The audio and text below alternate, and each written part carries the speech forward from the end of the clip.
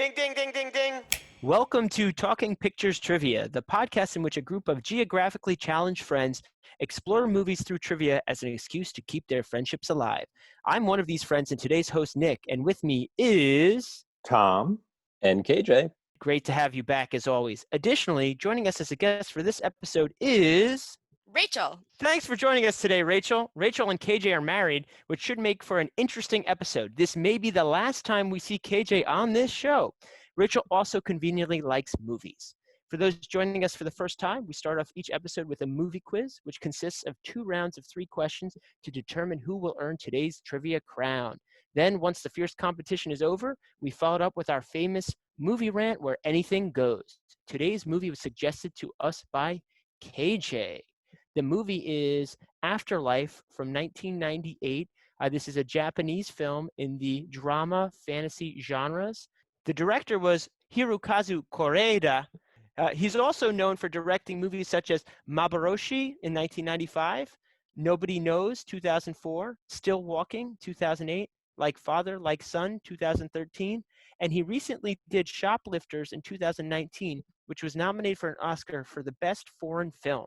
Some other big movies in Japan during the same time period were Bayside Shakedown, the movie, which was a conclusion to a Japanese cop TV show, Pokemon, the first movie, and Ringu, which was eventually remade into The Ring in the United States.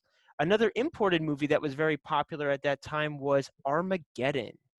Afterlife is a movie that starts at the beginning of the week, and every week a group of people who have died enter a facility that's kind of like a dormitory, something like a DMV. The building reminded me of like an old abandoned high school.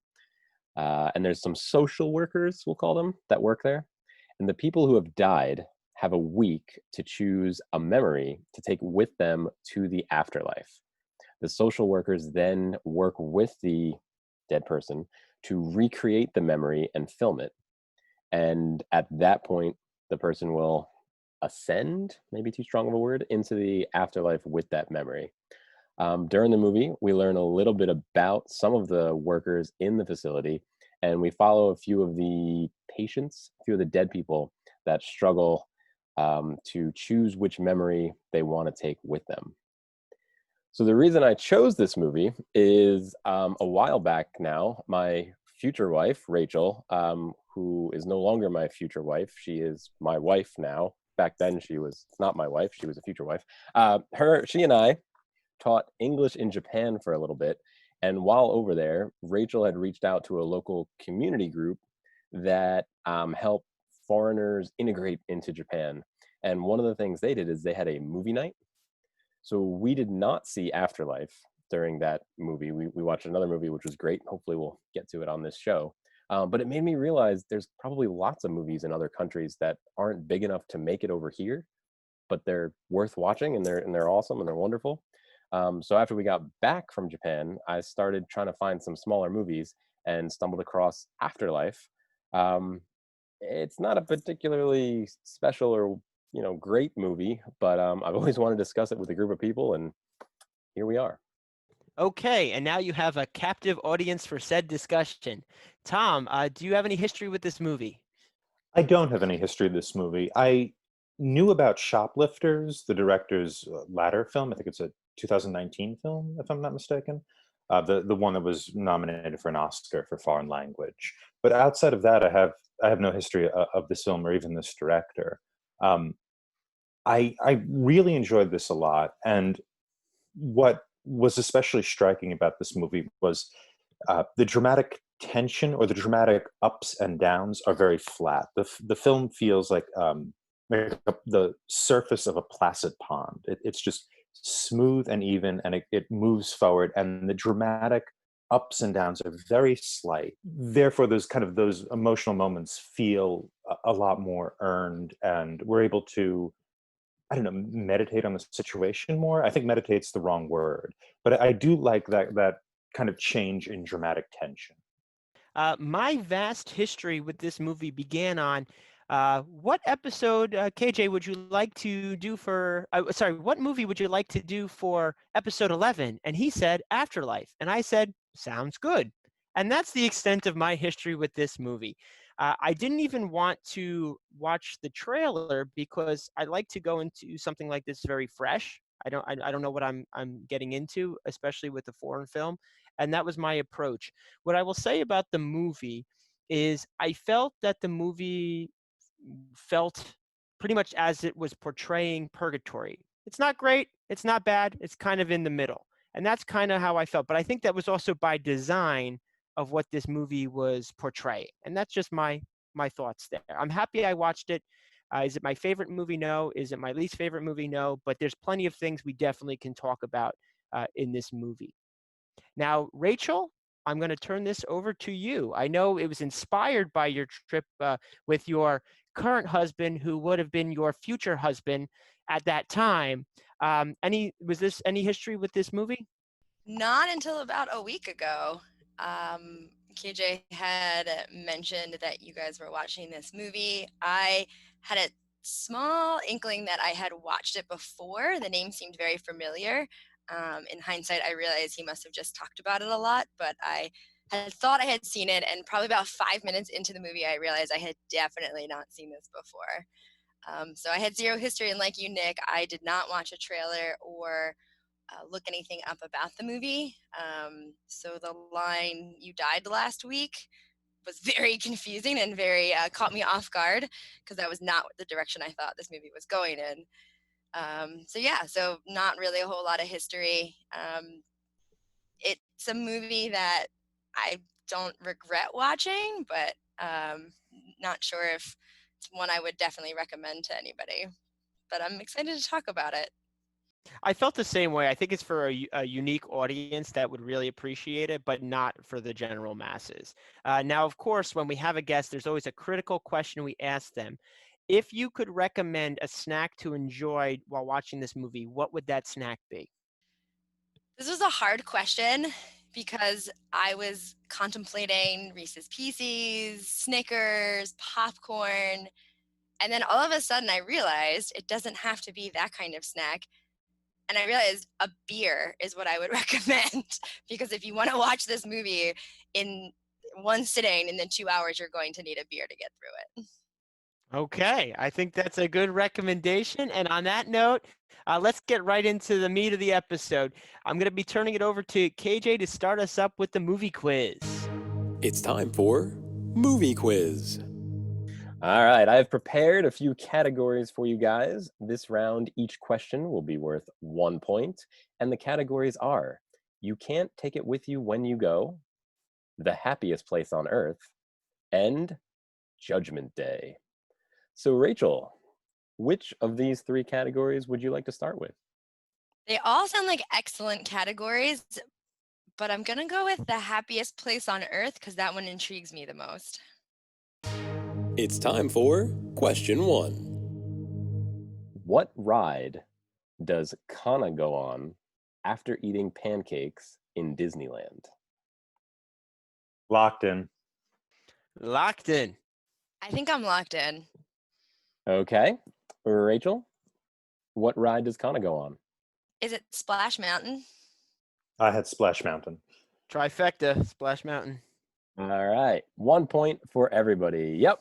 At the beginning of the movie, Kana, who is kind of a younger person, I think she's still in high school, that is going through this transition, is asked, what memory do you want to take? And she immediately goes towards a school trip where she had fun with her friends. But through the course of the week, she kind of changes what memory she wants. And I think a lot of the people in this movie kind of go through a transition where when you first think about, oh, what memory am I going to take with me? The more you think about it, those surface memories kind of start not seeming like what you'd want to take. Did you guys find any interesting transitions that people went through during the movie? This is a bit of a tangent, and we will definitely get to your actual question there.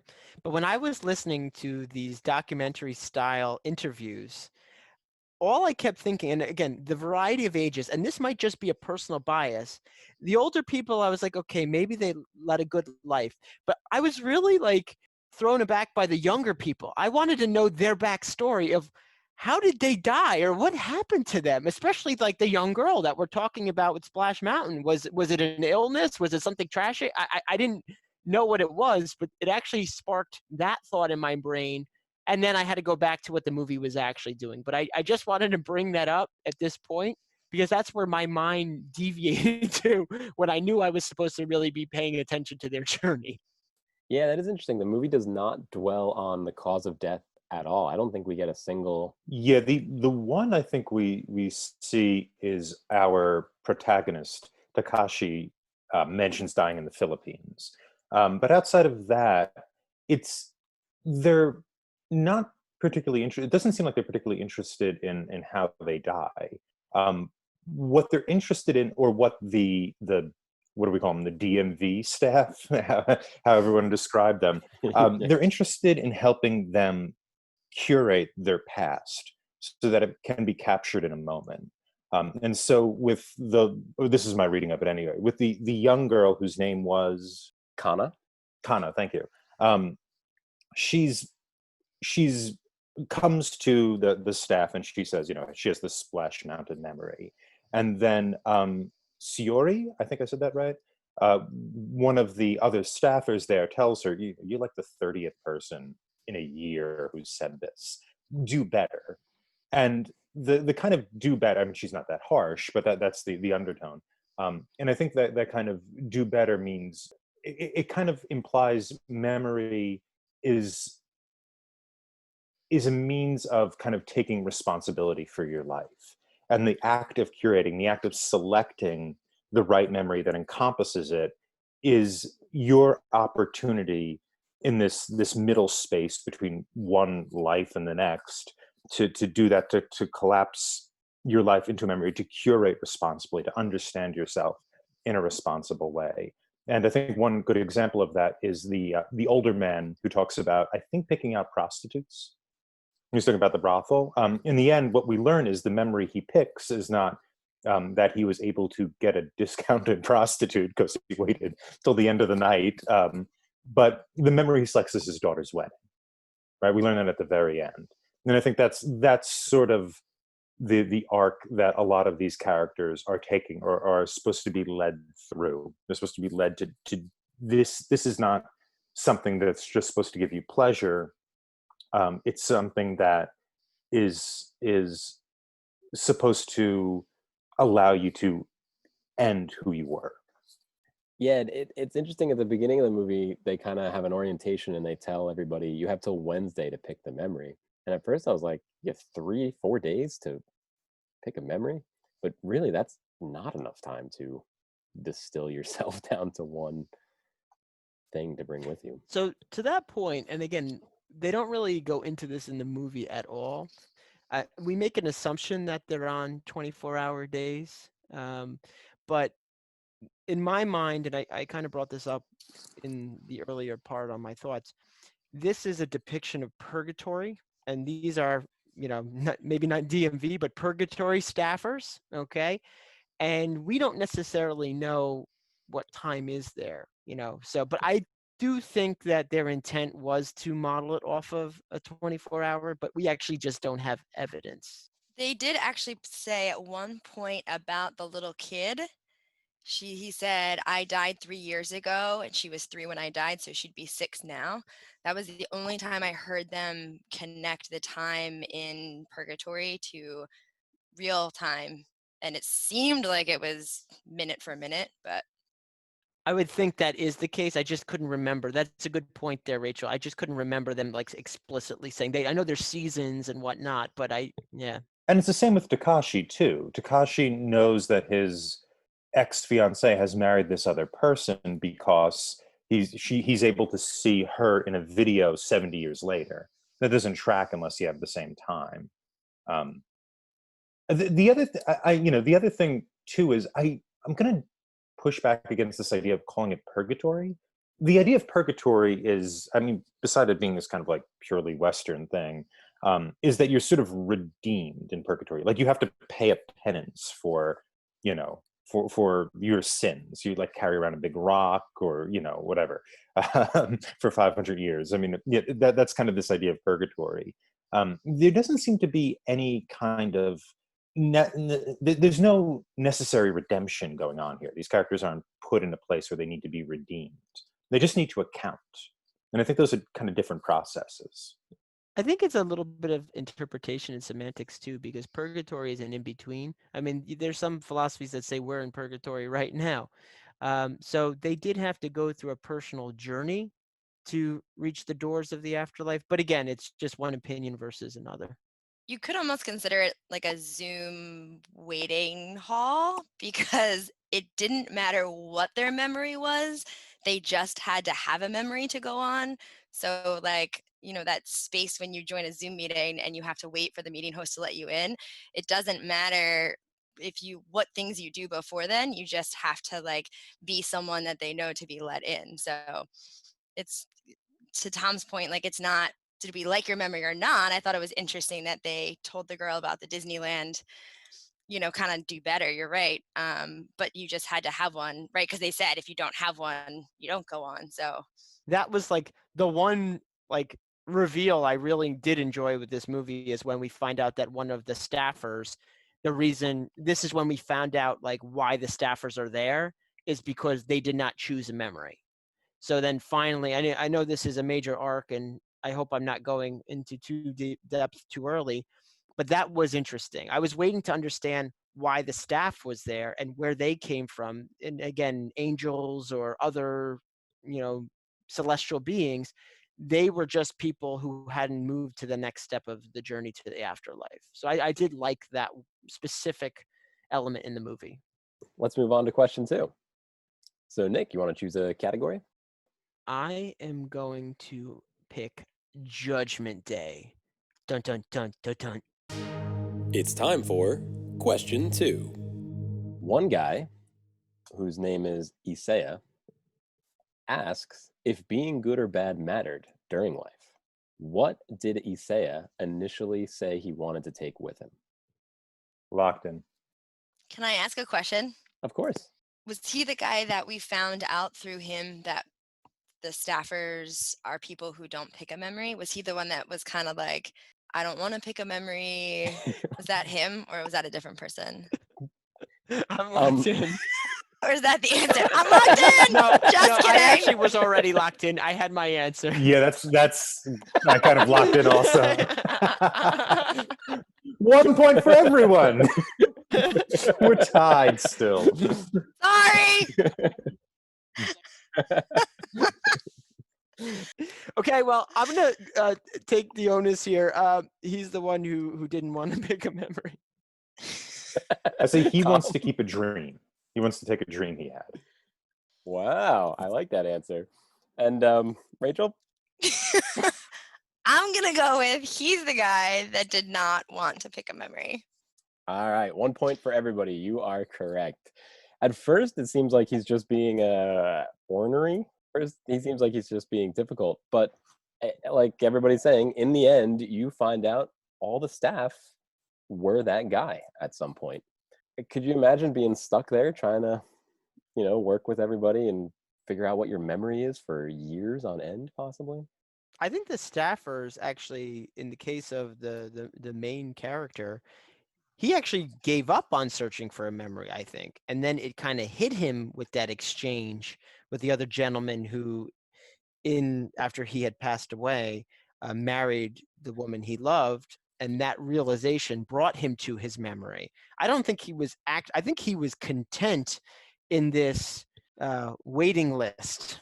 Yeah, I think he was content there. What prompts Takashi to move on is that he says he was the happiness for someone else, and that allows him to move on. It's kind of and it's interesting. I'm not quite sure why that one thing allows him to move on, but it gives him the contentment he needs to not have to do this anymore.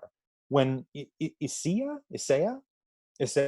who's this kind of like, I think he's 20 or 22. He looks like a punk. He's wearing leather pants. He's the most kind of openly disrespectful of all the people. I mean, the way he sits, he kind of puts his legs up. This is compared to another guest who asks permission to move his chair. What we learn from him is that he's not so much just being openly defiant, but what he tells Wanatabi, another man who's struggling to pick a memory, is that this is his means of taking responsibility for his life. And that's something that Wanatabi echoes later on. While we don't get the impression that Issei is a particularly responsible person, it is an interesting kind of wrinkle in the whole thing. And I'm not entirely sure what that means. It almost means instead of selecting a memory from your life in order to say goodbye to it, it's this like you have to kind of live with who you are for years and years and decades. So maybe it is kind of a purgatory process, Nick, but for the staff instead of the people coming through. Yeah, along those lines, I think the people who come through just come to that realization quicker, where the staffers are more of a longer path. I did find it interesting that this process they're going through, while short, really does make them reevaluate and contemplate their life. So maybe that is that cost of admission is just being one with yourself. It may be not just picking that memory, but all that process, all that thought you had to think about what your life truly was about would prepare you for the next stage of, I don't want to say existence, but afterlife. And what's also interesting is there's the one man who can't think of a memory, and so because his whole life was miserable, so he comes up with, as a child in my like dugout or playhouse, something like that. I want to remember that when it was dark, so there's only sound. So his entire life is sort of reduced to this sound he heard as a child, and his kind of salvation, or what he finds so wonderful about this process, is that he doesn't have to remember. Everything is wiped out. He gets to, I don't know, start again is the right term, but he gets to escape what his life was. And it's interesting because I see that as the counter to Isaya's idea of taking responsibility for life, right? That if you leave a bad life, you can say goodbye to it entirely. You can forget the entire thing. You could kind of game the system so you forget virtually everything. And yet here's Isaiah who wants to remember everything in an act of responsibility. And I found those kind of distinctions both interesting, and what I liked about the film is both of them were treated with equal respect. They're both valid options, it seems. Was the one with the sound the one who wanted to remember an infant memory? No, that was interesting. That was a different guy, but that was interesting. One with the sound, I think, was older, right? Like an Yeah, older man. he was Oh, 50. He had died okay. at 50, and because he meant even if I lived longer, everything would be horrible. Another thing Isaiah said was, why does it have to be a memory? Why can't it be a dream I had? Why can't I just make it up? He didn't literally say this, but why can't I take a memory of being Superman and flying around?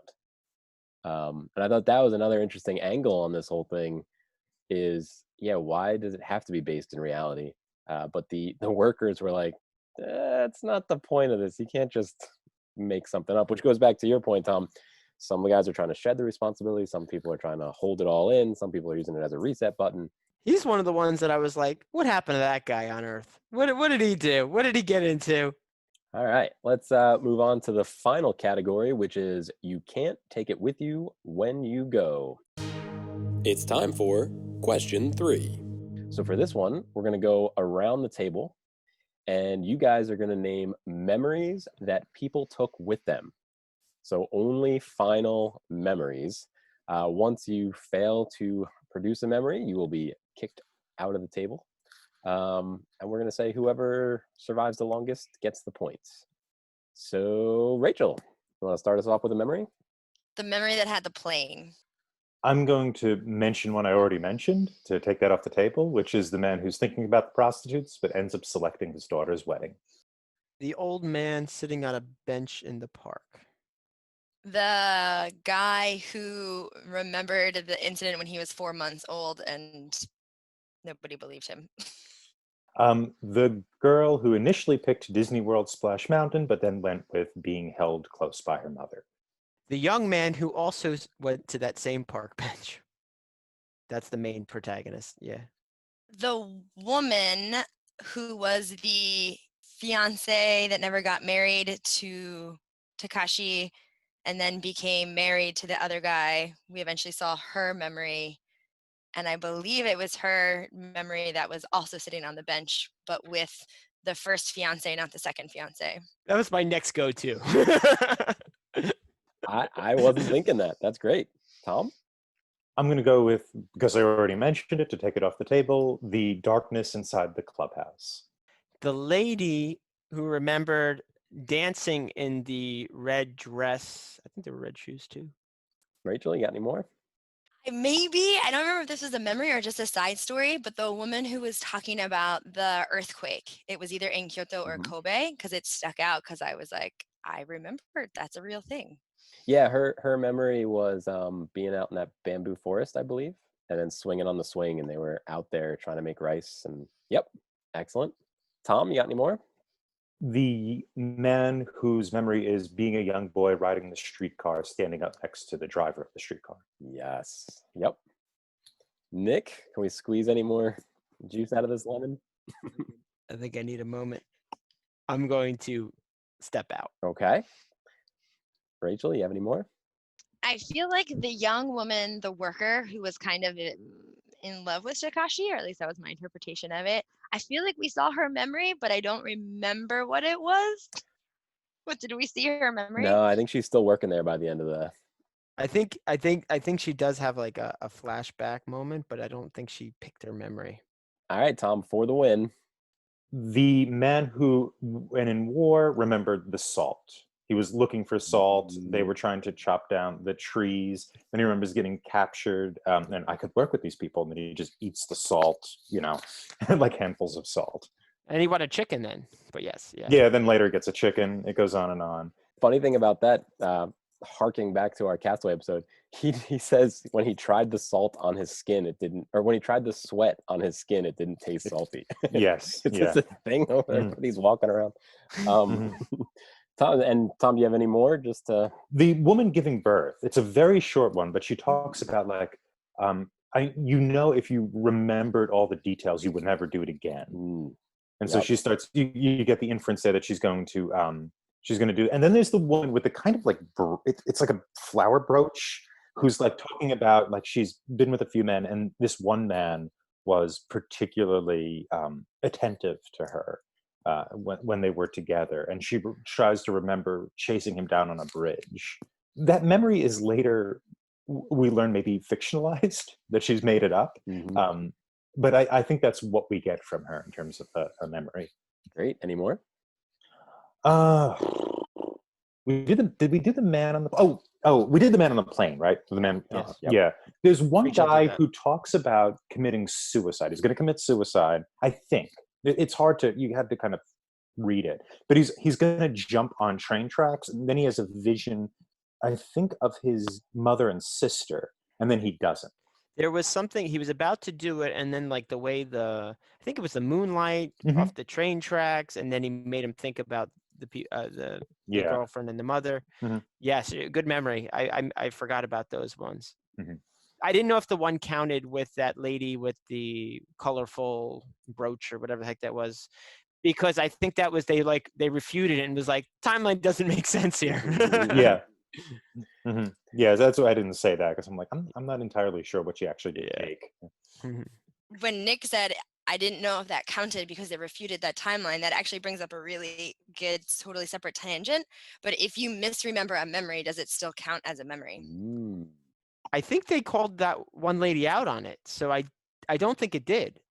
But like in the grand scheme of life, right? Like if this is right, if that's your reality, if that's how you remember it, is it fair for someone else to say that's not a memory if that's your like lived reality, right? Like that's what is in your brain, so to speak. Yeah, no, that's really interesting. The only scene I think of is that one gentleman who couldn't really figure out his memory. So they gave him 71 VHSs that had 1 year of his life each on it.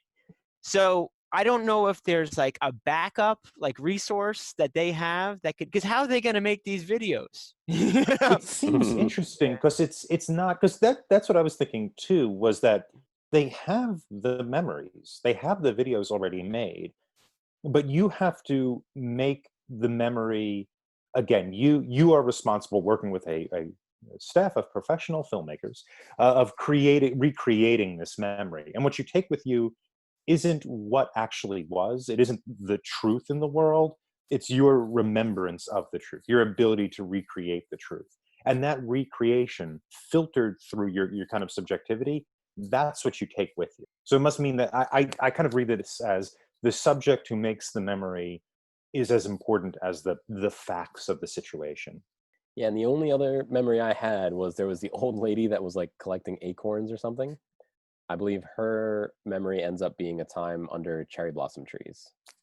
But great, so point goes to Tom, and that concludes round 1 of the movie quiz. Okay, well, that was a fun one, KJ. I can't wait to see what you have in store for round 2, but we got to pay those bills, and we'll be right back. Perfectly Placed is a service where we perfectly place instructions, items, and other things you need to get you through your day. But enough from me, let's hear from one of our customers. This is John, and I'm being paid by Perfectly Placed. The other day, I was wondering, what movie shall I watch? And I realized I really wanted to watch the sequel to Herbie the Love Bug. I knew I had the VHS. It was somewhere in the house. Was it in the bin? Was it in the cupboard? I couldn't remember. By the time I got to the VCR, it was already sitting right there for me. Thanks, Perfectly Placed. I knew I could count on you. I put the VHS in, and I went back to my couch. And just as I sat down, I had that thought we all do. I forgot to grab the remote. I looked to my left, and right there, on the armchair of the sofa, was my remote. Thanks, Perfectly Placed. You've done it again. Perfectly Placed. We get around to reminding you what you'll get around to. And we're back for round 2. KJ, what do you have in store for us next?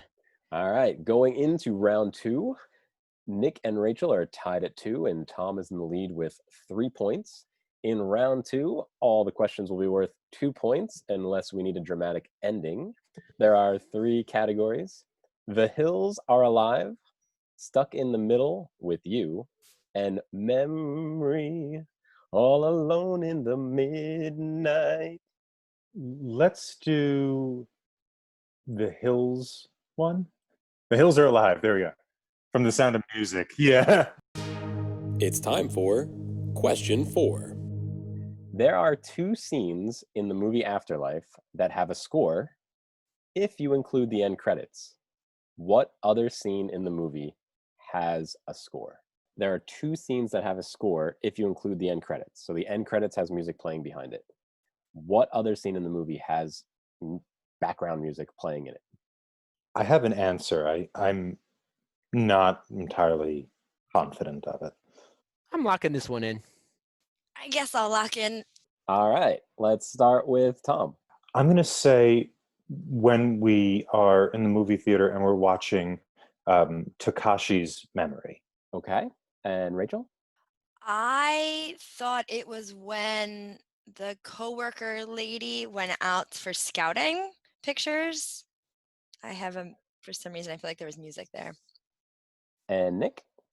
At the end, when they're doing the graduation, I thought there was music, but I can't remember if it's background score or actually a band. So, yeah, that band kind of confused me. I didn't really know how that fit in with the rest of the movie, but the points go to Rachel. The answer is when Shiori was out scouting for locations, and she's in that city. I'm not sure if it was Osaka, Tom, or it might have been Tokyo. But while she's out there, there is a movie score playing, and it's the first time I'm pretty sure the movie has a movie score. The whole movie feels a bit like a documentary, but even that's almost giving it too much credit for what genre it's in. It's as Tom was saying before, it's a very flat movie. The whole feeling of how this movie was made doesn't feel like a traditional movie. And this also is it partially documentary. A lot of these memories are real people who are interviewed with regards to their memories, right? Like, they were asked this question and they had to recount it, and we are seeing that in the picture, with certain actors mixed in, like a Wanatabe, definitely is a guy played by an actor, but a lot of those people were, just people who were recounting their memories. So it does have a kind of a cinema veritas aspect to it. As I was watching it, like I said, I did not know what I was getting myself into. The first thing that struck me was I felt like I was sitting across the table from one of my English students in Japan in many of those interviews. And it was very weird because I was thinking, I don't feel like I'm watching an actor. I feel like I just asked one of my students, like, what is your favorite memory from your life? And they're telling me, even like the cadence, the way they were speaking, their the way they were holding their body. And then all of a sudden they would interview someone, and it would be very obvious to me that this person was not just retelling a life story. And so that was the first time for me it kind of felt like a documentary, but I was like, obviously this isn't a documentary. But my first thought was, it feels like they went out on the street, and like that very tiny, the red shoes woman, like the very tiny old Japanese woman, she was, that's exactly what it was like sitting across the table from an older Japanese woman in an English class. And I felt like they just went out on the street and said, hey, would you come in here and tell us about your favorite memory from your life? And just sat her down at a table and had her start talking. And as the movie went on, there was more and more things that made me feel that documentary feel. But somebody said about it was like a documentary, but not. What was the movie where they had the cameras and they were running through the forest? Blair Witch Project? Yeah. Blair Witch. Mhm. That's what this movie reminded me of in the beginning with the camera. And it was like, this isn't a documentary, but it like wants you to think it's a documentary, but it's not. That's a lot of the camera work made me think of Blair Witch and that style mockumentary. I don't know what they're called. They're not mockumentaries, but whatever the Blair Witch style is called. The Blair Witch thing is sort of like a fake documentary, right? Like it's not really a mockumentary. I think that's more a satire of the form, but it's sort of like a using the documentary style to create a particular type of atmosphere, which goes back. I think the first movie that did that was in the 70s. It was like I can't remember it now, but it was famous because there was a law case where they're actually like investigated the director to see if he actually had killed these people, and they had to come to court and like, no, we're actors. This reminds me of that film Up in the Air, and in Up in the Air they do the same thing. They have actual actors come in mixed with real people, and those real people recount an experience of being fired from their job, and so they talk about that, or what they're going to do now that they're fired. And then you see real people who've had this experience, and then you see like Zach Galifianakis, right? And it's a way of kind of grounding it. I found it kind of abusive almost in Up in the Air. I found like we were kind of looking at these people as spectacles of grief in the way. Losing your job is grief inspiring, certainly.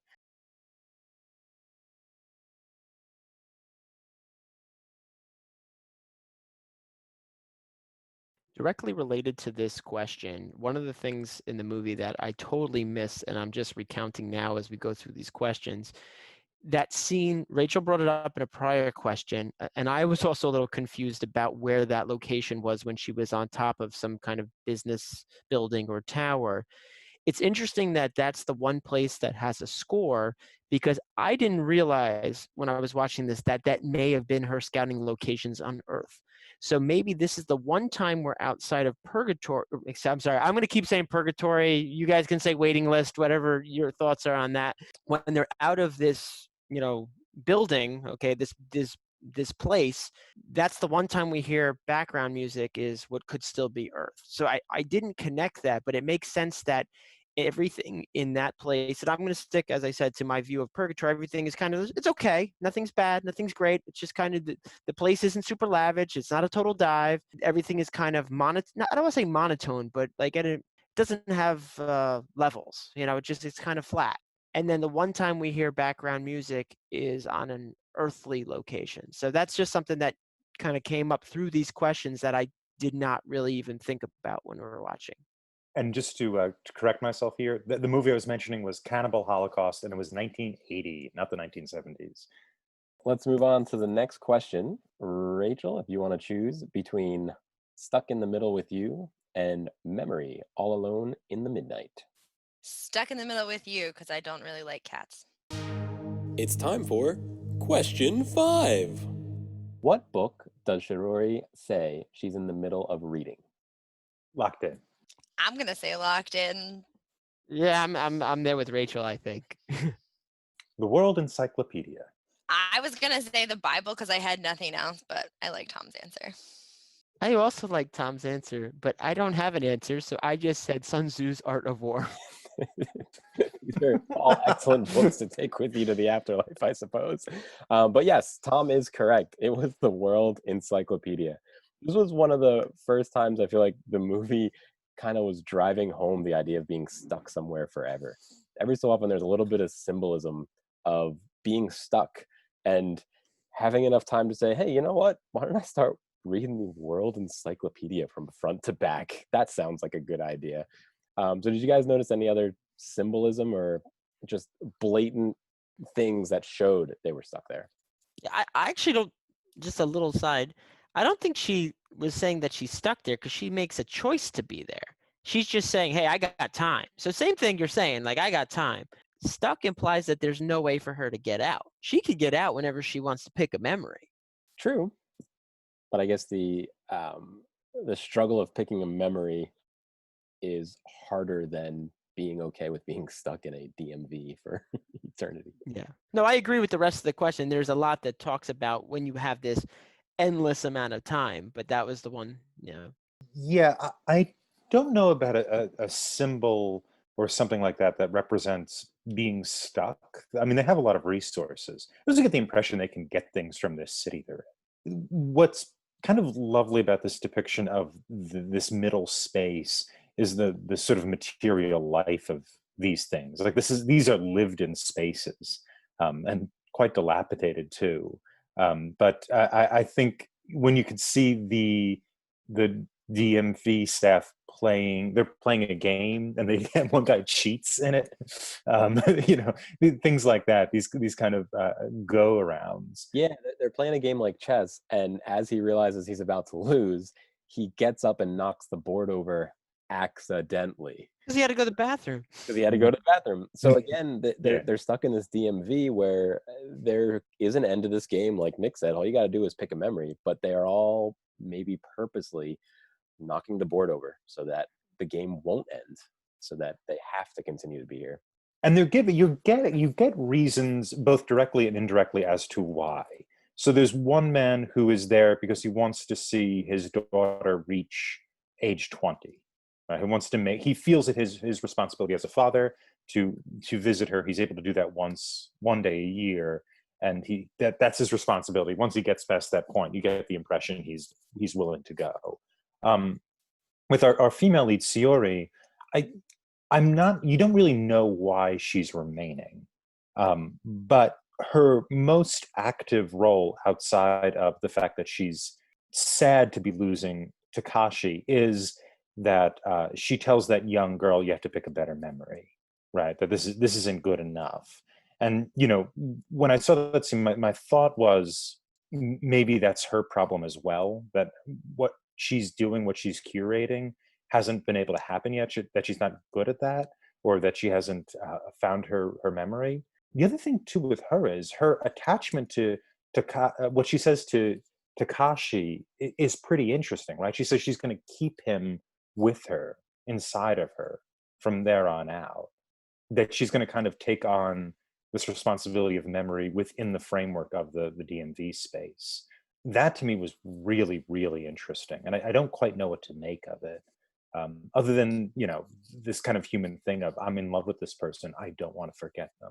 Well, and she's got to be careful, right? You could get some recursion going on there if you want to take the memory of making the memory of making the memory of making the memory. It's a dangerous thing to take a memory from the DMV, but I don't have any good memories of the DMV. Yeah, I mean they're all kind of memories of the DMV, though, right?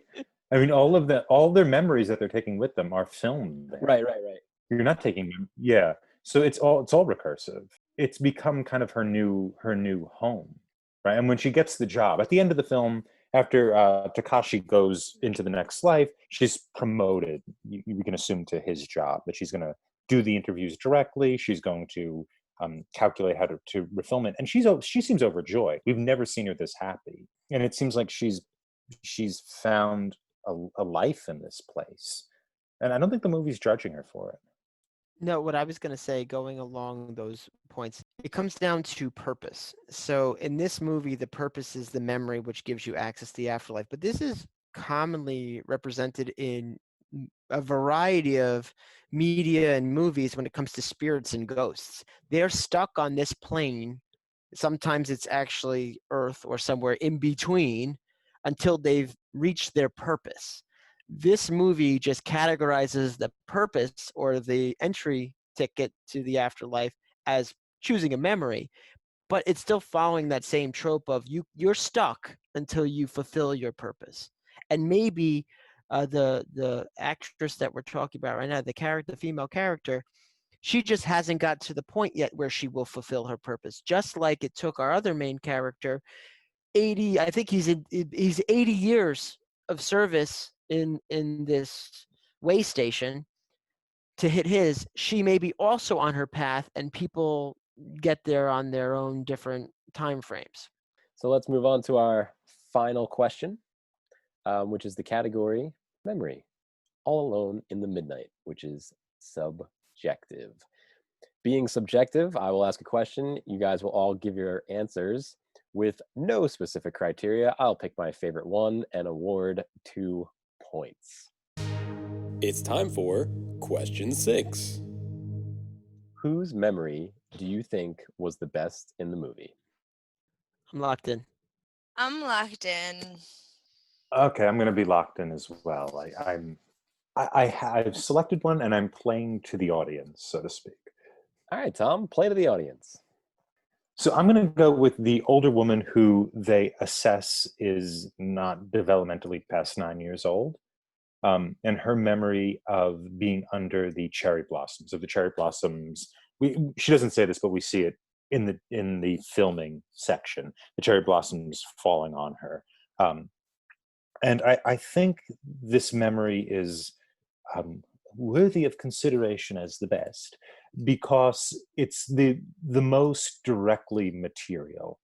It's a person who's interested in the present tense, the here and now, the beauty of the immediate, to such an extent that that which is most important to her is like the physical flowers and aspects of nature that are directly before her. And so it both embraces the natural world and it embraces the immediate and the present that can give you pleasure. What of the present can give you pleasure?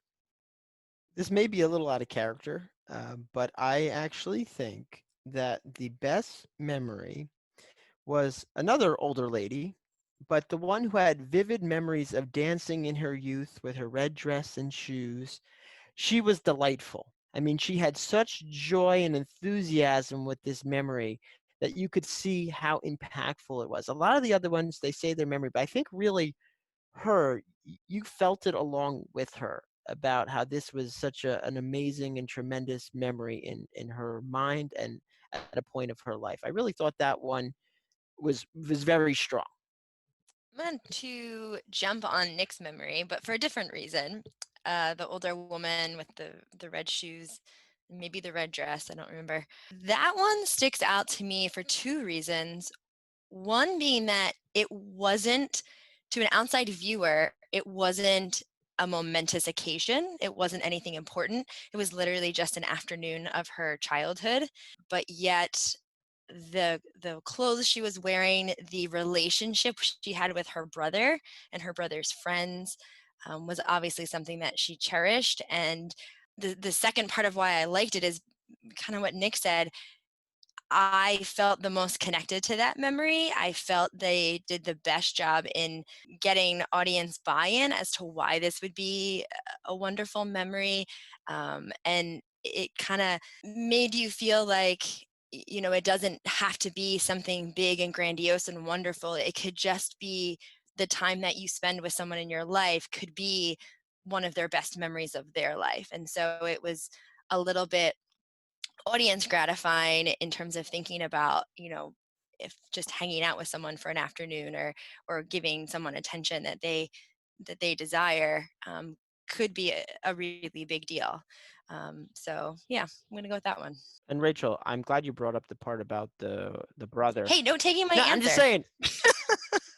You already used your No, points, I'm just man. saying. I'm glad you brought up the part about the brother because she actually that scene then goes on to about how she cared for him till the end because, they were that close. And he died a few years before she did. These are all excellent answers. The points are going to go to Nick and Rachel. Tom, your answer was excellent. And I really liked your argument that there was the here and now, which is a wonderful thing to take with you. But what I liked about the memory of the red dress is it was very human. And she got to share that memory with the workers in the DMV. Part of what I really liked about this movie was not so much the memories, but the fact that the dead people got to share the memories one last time with strangers who, it's their day job. I don't know if they really care, but the excitement of sharing stories and communicating with others and taking something that happened to you emotionally and bringing that to other people is one of the most wonderful things about being human. And I thought her memory really exemplified that. So points go to Nick and Rachel. Going along with that memory, you know how they create these movies to mimic the memory? This goes back to my thoughts on there's a young girl that they're filming. Is this young girl dead? Did she die? Did they have to wait for someone of that age, or can they borrow somebody for a role and return them? So I just wanted to throw that out there to the universe. I was like, did they kill a girl so they can make this memory? That's a really good point I hadn't thought of. It's all I thought of. Yeah, the rules of the space are pretty uncertain. It seems like he's concerned, the director and writer are concerned with the kind of restriction that you have to pick a memory, otherwise you can't move on. Everything else is sort of liquid, we need a little girl, you get a little girl. How do you get a little girl? This is kind of not the point of my movie. Let's move on past it. The nice version, Tom, is that she came back from afterlife on Loner. that's my nice version. Something. I mean, it's almost kind of like, it's like where did they get a plane? You know what I mean? Like they, do they have this like incredible props closet? Paper mache. Yeah, but it just seems like the question of physics are irrelevant to anything he's trying to do. And so he just does not care, right? He's clearly not setting up a rule-based universe for us to indulge in. There's one rule that's important. Everything else is kind of a little bit up for change. Well, KJ, those were some great questions. Rachel, I'm going to have to congratulate here for taking this one down. We still seem to not be able to defeat a guest. We're working on it, but we just haven't gotten across the finish line yet. We're going to have to take a quick commercial break, and we'll be back with our movie rant shortly. Welcome to Talking Pictures Trivia, the podcast in which a group of Welcome to Talking Pictures Trivia, the podcast in which a group of B-side. KJ here from Talking Pictures Trivia, and I'd like to tell you about Talking Pictures Trivia B-side. Can't get enough of Talking Pictures Trivia? Head on over to our website, YouTube channel, or where you normally listen to Talking Pictures Trivia to find the B-side, where we talk about the movies you love.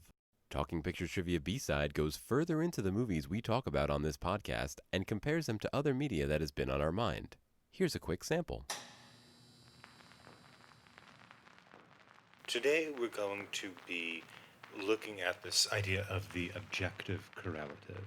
And so what I want to do today is go through that term itself, the term objective correlative, and see how that makes sense, the history of that term, and possibly if it is a good way to help define some things in the film Afterlife. And so let's start with Mr. Eliot himself.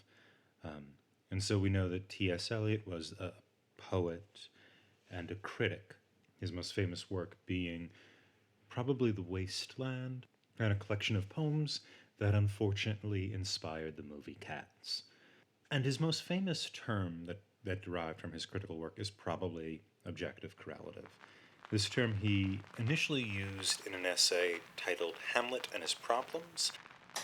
Flip this record over by heading to talkingpicturestrivia.com, our YouTube channel, or wherever you listen to your favorite podcasts to hear more on the B-side. And we're back. Yes, it's that time, our famous movie rant. It's time for Movie Rant. I noticed mostly in the second half of the movie that the idea of the budget kind of was brought to my attention, and I don't usually pay attention or care about budgets of movies, but I think because the first half of the movie felt so much like a documentary, and it felt like we were in older government style buildings, and maybe they paid these people, maybe they didn't, maybe they just took them off the street. But then in the second half of the movie, as Tom mentioned before in the trivia part, all of a sudden they were building planes and entire rooms and bringing in train cars.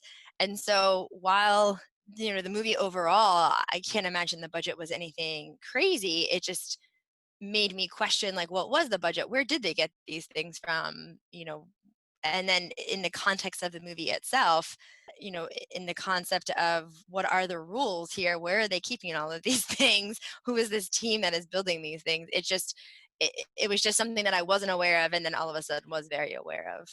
I will say that that whole sequence at the end where they're throwing together the actual stage production for the movies actually took me out of the movie. I think I would have actually been better off or enjoyed it more if we just assumed that they made the VHSs. So that was one element. I was like, just for the same reason, it just opened up questions that didn't need to be there.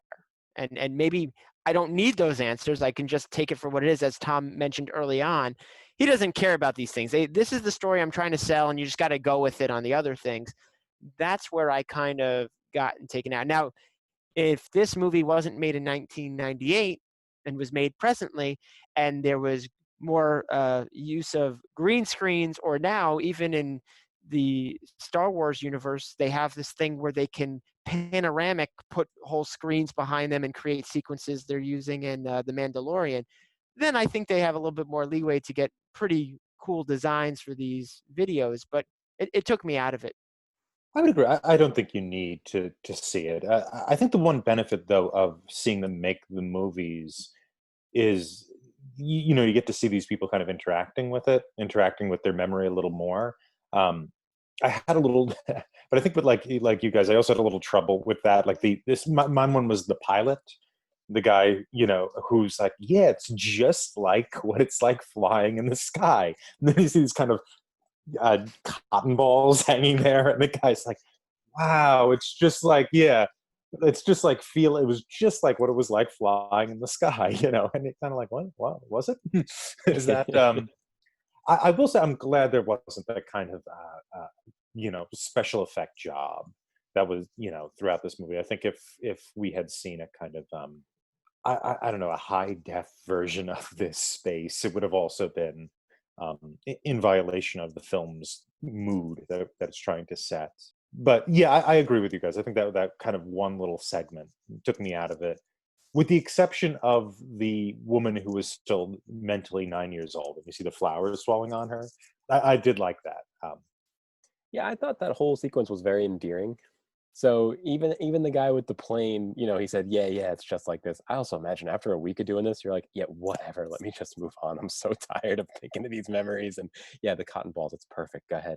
But again, it was kind of endearing that the social workers that were working hard all week to accomplish this got as close as they can on a shoestring budget, on a thrift store budget, right? It feels like they're pulling these things from wherever they can find them.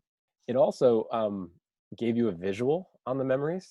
I don't know how much of this movie I could have remembered if I didn't have that visual to tie back to all the interviews. I think it would have been harder to place everything together. Oh, I kind of disagree. I mean, what I remember, you remember a few of them more clearly because you see the woman on the bamboo, in the bamboo forest. You see the plane, and I think there's two other memories, right? The flowers and the guy in the tram, and the dancing woman, the woman who has a little girl danced, right? They also set up that apartment for the lady with the flower. You don't see it too much, but the tatamis were there. It was kind of. I got so much more visual just from the recounting, from the people describing what they were going through. I think the theater nerd in me really liked seeing them take this story and creating it. So I liked that aspect of it. I wonder if like maybe some of it, but not all of it, like maybe not the plane, but like the room that KJ mentioned with the tatami, right? As soon as I saw that, my first thought was like, yeah, I've built something similar on stage. Like that's not right unrealistic. That's very reasonable. That's very not easy to do, but that's doable. And then the tram car, like that was even kind of fun, right? Because you saw him in it, and then you saw the people on the outside like bouncing and pushing it, right, to give it that. So like those pieces I felt fit, but maybe if they had like kept it on like the low budget level and not then showed you a plane that they just built that they had to go take pictures of because they didn't know what it looked like, and now they build it like it. That's, I think, is where the disconnect was. Like keep it low production value, like keep it as if you were a college theater group and you had to take someone's story and build it on a theater stage. So maybe if they had just like brought it down a notch, it would have satisfied both the desire to see this come to life and see it all the way through, but not taken us out of the story. And it also puts the filmmaker. It has this kind of meta reference to the filmmaker and the filmmakers as this is kind of what we do. We recount your memories for posterity. This is what film is. The best recounting of memories from the past that we can take into the future, or something like that. And I think that actually took me out of it a little bit. Was this sort of, it felt like the filmmaker was including himself in as a necessary part of society, or whatever. So it almost had a slight self-indulgence to it. So another thing in the movie that kind of confused me, I don't think I understood, is there was one spot in this building where you could look up and there was maybe a hole in the roof and they kind of saw a moon, but then towards the end of the movie some dude lifted a hatch that the picture of the moon was on, and he looks down and he smiles. Did anybody else understand that? I think just like I mentioned that everyone gets to their purpose on their own path, that was the main character. He had to look up there and reflect, and that was just part of his journey, how his memory would work, which would then lead him to his memory of choice. I think it was just a slow positioning, but a positioning nonetheless. And now for the next person who looks up, they're going to put what they relate to. That was just my take on the matter. The moon in it functions as what T.S. Eliot called an objective correlative. Does anybody know this term? No.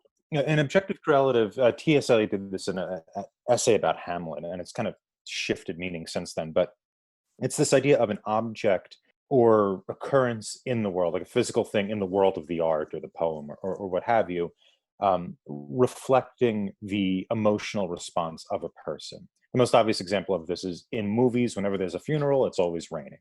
And so the rain reflects the sadness of the funeral. Nobody can ever schedule a funeral for a sunny day in a movie. And I think the moon functions in this way. It becomes, it's this, for Takashi, it's kind of hard to say. It might be like what you're saying, Nick. It's his purpose. It's this kind of, emotional longing to be able to recast his life as something that gave happiness for someone that he could look back on. But remember when the boss goes in to visit Shiori? There's one scene where the boss of the DMV goes to visit the female lead, Shiori, and they go to the window and they look at the moon. And he says, I want to talk to you. And all we get from him is him going to the window and going, the moon is fascinating, but it looks different depending on the angle. He says something like that. And that's it. And then when the next cut is him leaving, he's walking down the stairs and he goes, I hope she understood my meaning. And I think what it ends up being is the moon for her is this kind of emotional feeling she has, or love for Takashi. What he needs is not to have that love reciprocated. What he needs is to be able to look back on his life as being happy and then move on. And so, how he sees his circumstance is going to be different from how she sees his circumstance, and she has to sort of become respectful of it. She has to understand the meaning, because he's about to leave. He's going to go. That moon is going to be removed all of a sudden. And so I think that's how I'm reading that the moon is this kind of what you're saying, Nick. It's this purpose or this longing that people have, and what you have differs depending on the angle you look at. So when that guy removes the hatch, then I guess it's now her turn to look up and look at an open sky, as opposed to Takashi looking up and seeing the moon. Is that another symbolism of the removal of that moon? Yeah, I don't know if it's a symbol, right? I think it's just a kind of a repository of this kind of emotional state of longing. So I don't think it symbolizes Takashi or the desire or whatever. I think it's just something that kind of stands outside of them that can be a repository for that feeling. I took it as just a transition. She's now taking over the role. That's what the prior person need. There's new parameters, new person. And I'm glad Tom brought up that scene with the boss figure talking to her earlier. I don't know if this was because this was a foreign film that was subtitled. Sometimes you can get more from like the context in your original language, but I actually missed a bit of that when he's like, I hope she got it. And I'm like, wait a minute, did she get it? Do I get it? Like, I wasn't exactly sure. And I wonder if that was something that was just literally lost in translation due to context clues and body language and tone in the native language. So that's just something that did jump out at me, that scene. They have to, so he does this, the boss. So the boss, the scene we see him in before he goes into her room, he's in the hallway listening to our leads, Takashi and Shiori, speaking. After he hears them speaking, and this is after kind of Takashi has figured out that the memory his ex-fiance had was a memory of him. Our two leads have figured that out. The boss overhears them talking, and then he goes into Shiori's room. So it seems like, based upon how these scenes are edited together, that the boss is responding to the kind of closeness or the relationship that Takashi and Shiori have, which is different depending on where you're looking. Shiori is seeing the relationship as the kind of center, or the emotional center of her experience here at the Japanese DMV, and Takashi is now seeing this relationship as something that he's going to move beyond, that he's going to transcend. And Shiori has to kind of acknowledge what Takashi needs. So one of the things that I really liked about this movie was that it took place in 1998, which seemed like a great time for this DMV. What did this DMV look like in 1898? How do you recreate memories back then? What is this gonna look like in 2098? Like, one of the charming things about this movie was there were no computers, there was no cell phones. Everything was still pretty tactile, but they could still record the memories. They still had enough technology to get to this point. If this is the rules of the afterlife, what did it look like for the Greeks? What did it look like for... I think this is a very obvious question. First, you start with the cave paintings, okay? And then they have the movable type, right? Once we get to the printing press era, then we move to the old-timey pictures, okay? It's a still, and we just keep working our way up. Now we got that simulation type stuff that I was talking about that they can do. I think they just kind of work their way through, because they don't really care about the storage medium. I think they care more that they have the memory. Yeah, and it's hard to say how they are keeping the memory with them, right? They see it and they vanish immediately. That's what we learn about. So for our home listeners, how it works is they go into a movie theater. The people have had their memories captured. They go into a movie theater. They watch the movie of their memory, and after they watch it, they disappear. And so we're not really sure how they're storing it with them, but I imagine it's just sort of the you could imagine like the ancient Greeks, like 340 BC or something like that they put on a play of it, or like in 1600 maybe it's a Japanese no theater, and then that's how the kind of the memory is created. But it's interesting because and I mentioned before being a little annoyed by the filmmaker sort of inserting himself as the protector or the capturer of the culture. But if you think of culture as helping to shape memory, how we see things is greatly inflected by the culture in which we are. Um, it would make sense that like maybe cave paintings, if that's the culture you're in, would be the way to capture your memory, because you as a creature that creates memories are using your culture to make that memory. So if you're doing, if you're in ancient Greece and you're part of that theater tradition, that Dionysian theater tradition they do there, um, then you would use the stage with a chorus and all that stuff to help create the memory. Then in fact the culture does form who you are through this eternal recreation of your past within yourself. Well, KJ, while we had mixed opinions on the quality of this movie definitely brought us into some interesting discussion points, not only about the portrayal of the thoughts, but whether this is a DMV or a purgatory situation. I still am inclined to purgatory. I do not see any motor vehicles in this station, but I do understand the point. Again, I'd like to congratulate our winner, Rachel, who was not only gracious enough to join us today, but still took it down. Rachel, thank you so much for taking some time out of your busy day to join us. We had a lot of fun. I hope you did too. I definitely did. And I learned a lot as well. So thanks for having me on here. Again, I'd like to thank our illustrious editor, KJ, who masterfully crafts these episodes. I'd also like to acknowledge IMDb, which is a great resource for movie information. Check out our website, talkingpicturestrivia.com, for more information about us and our episodes. You can find us on Apple Podcasts, Google Play, Spotify, and Stitcher, as well as our YouTube channel. We're extremely grateful for any positive reviews, as those help others like you find us. If you like what you hear, remember to like and subscribe to our show. Join us next time when we discuss Tom's recommendation from 1935, Rules of the Game. Very much looking forward to discussing that one. See you then. Ding, ding, ding, ding, ding.